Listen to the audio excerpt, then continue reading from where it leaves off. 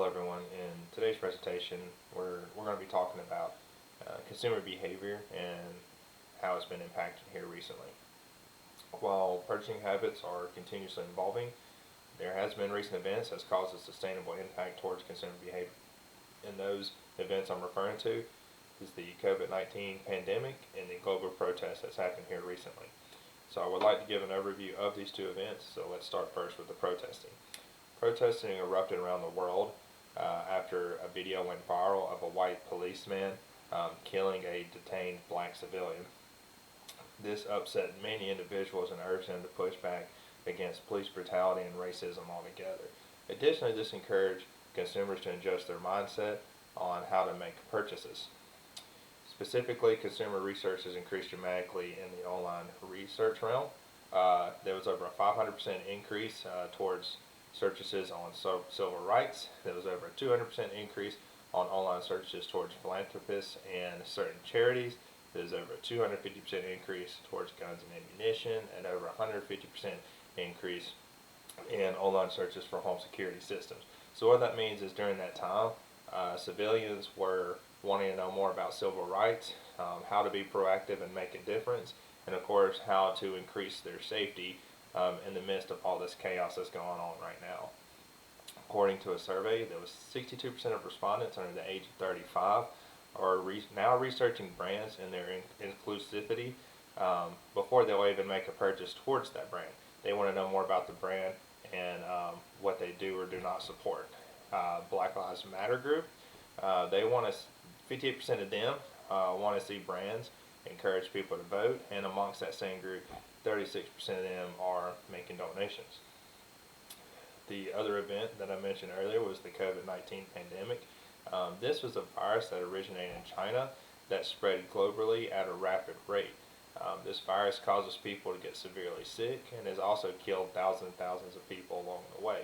There's no known cure for this virus, and hospitals have been overwhelmed in this process.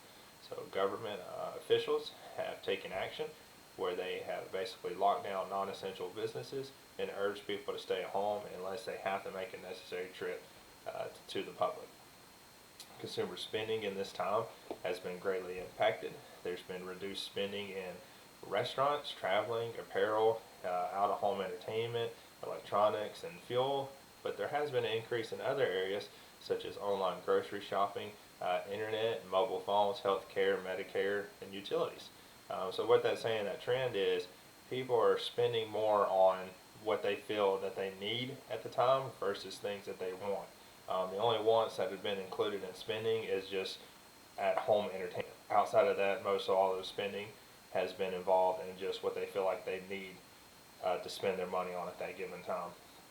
However, we are progressing through this pandemic cycle, and people are starting to feel more comfortable as they get through this situation. We're learning more about the virus. We're starting to understand the trends. So we're actually seeing a decrease in spending in the more discretionary items, and we're seeing an increase in spending towards the less discretionary items.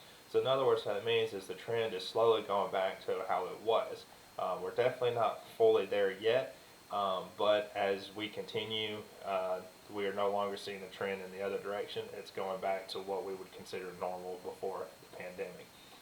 In addition, people are feeling more comfortable with making larger purchases as well too.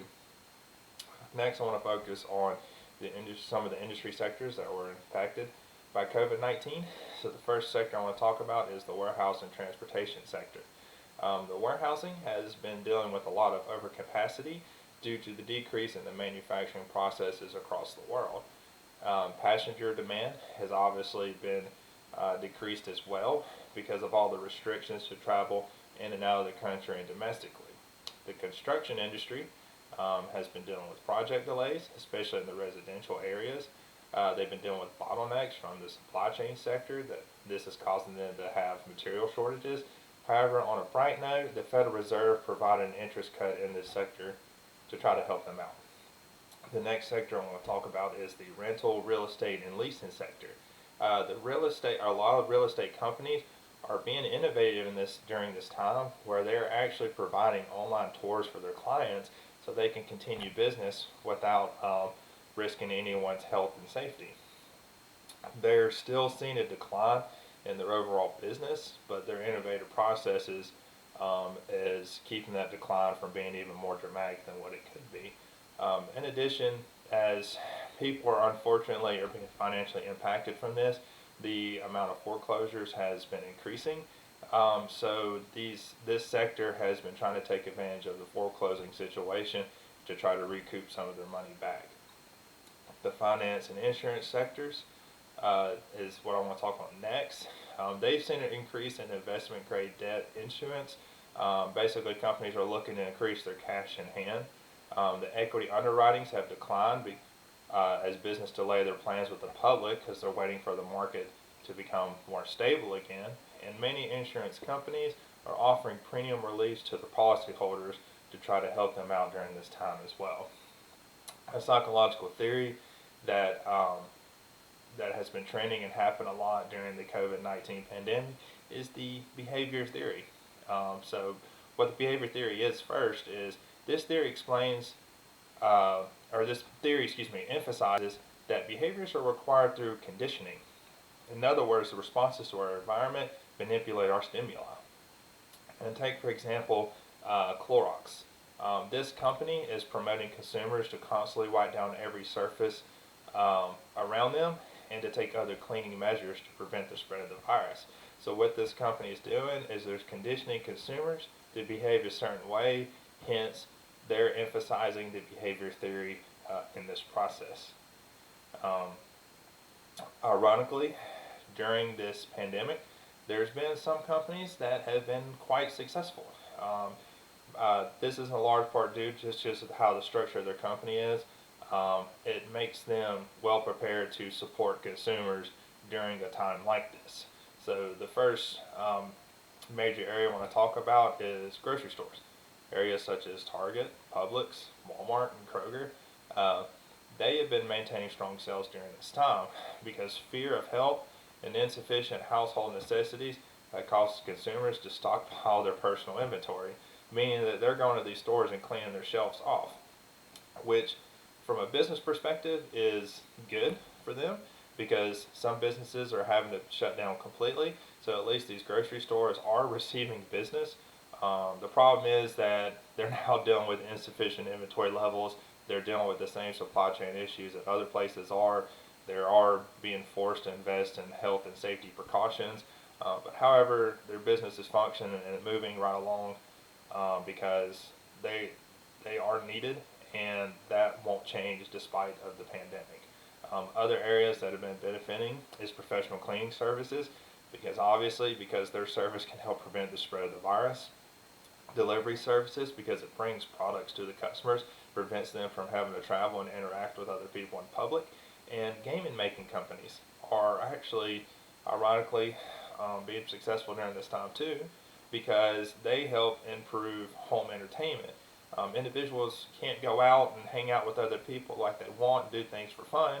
So companies that make things such as board games and video games are actually kind of flourishing during this time because individuals are trying to find methods to meet their entertainment needs along the way. Next topic I want to talk about is advertisement. Advertisement has changed dramatically during this time. And a lot of advertisement has been successful. And for one example is that would be Budweiser. In one of Budweiser's advertisements, they start the scene off with this slow emotional music scanning over empty public areas. They're stating that their products are for healthcare workers, the military, police force, athletes, artists, families. They start naming off all these different groups, and then they emphasize all these different groups. We are now one team, and that they're here to support that team. And they are shifting. They mentioned in this advertisement they're shifting their investments from sports, where a lot of their focus was before, towards those working in the front lines. So Budweiser is basically promoting unity, and they're here to help and support the cause as well. So that was a definite good business decision from Budweiser to keep them successful, especially in times like this. Of course, other companies are endorsing celebrities to help with their advertisement. There's been some good attempts, and there's definitely been some bad attempts. An example of one bad celebrity endorsed advertisement was through the New Jersey Twitter account. They brought in Mike the Situation Sorrentino to encourage everyone to stay at home. The overall message from Mike's situation, was not bad. However, the message was kind of presented in a joking manner, and considering the circumstances, it's not appropriate to even be joking in a time like this when people are being sick, dying, impacted financially. Didn't think it was necessary to start off that advertisement in that sort of manner. And of course, Mike, the situation, had recently served jail time for tax evasion. And this was a government account utilizing him to send a message to increase good behavior. So it's a very kind of contradicting person to bring in to promote good behavior as it is. And overall, the delivery of his message was bland, and you could tell he was reading from notes. So definitely a bad example of a celebrity endorsed advertisement, to say the least.